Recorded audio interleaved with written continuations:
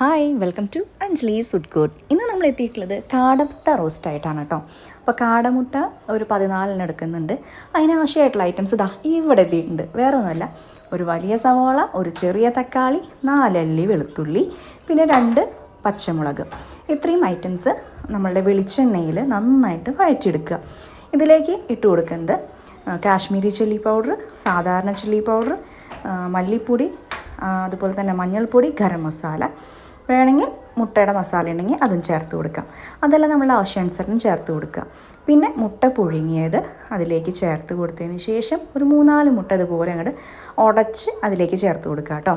പിന്നെ മുളക് പൊടി ഞാൻ 1 ടേബിൾ സ്പൂണോളം എടുത്തിട്ടുണ്ട്. കാശ്മീരി ചില്ലി പൗഡർ 1/2 ടേബിൾ സ്പൂണോളം എടുത്തിട്ടുണ്ട്.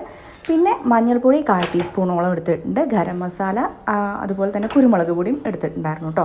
രണ്ടും കൂടി മിക്സാണ് എൻ്റെ, അതുകൊണ്ട് ഒരു ടീസ്പൂണോളം ചേർത്ത് കൊടുത്തിട്ടുണ്ട്. ഇനി ഇതാ നന്നായിട്ട് മിക്സ് ആവാൻ വേണ്ടിയിട്ട് അല്പം ചൂടുവെള്ളം കൂടിയും ഒഴിച്ച് കൊടുക്കുക. നല്ല അടിപൊളി എന്താ പറയുക, കുറുകിയ മസാലയായിട്ടാണ് നമുക്ക് കിട്ടുക കേട്ടോ. ഇനി വേണ്ടത് കറിവേപ്പിലയാണ്. അപ്പോൾ ഇതിൻ്റെ മുകളിലേക്ക് നമ്മൾ കറിവേപ്പില ചേർത്ത് കൊടുക്കുക. അതുപോലെ തന്നെ ഉപ്പ് ആവശ്യത്തിനും ചേർത്ത് കൊടുക്കുക. എന്നിട്ട് നന്നായിട്ട് അങ്ങോട്ട് മിക്സ് ചെയ്തിട്ട് അങ്ങോട്ട് എടുത്താണ്ടല്ലോ അടിപൊളി കോമ്പിനേഷനാണ്. ദോശ, ഇഡലി, ചപ്പാത്തി, ഇടിയപ്പം അതിൻ്റെയൊക്കെ കൂടെ കേട്ടോ. അപ്പോൾ ശരി, നല്ല റെസിപ്പീസായിട്ട് വേഗം തന്നെ വരാം. അതേപോലെ കമൻറ്റ് ചെയ്യുക, ലൈക്ക് ചെയ്യുക, ഷെയർ ചെയ്യുക. Tata, thank you.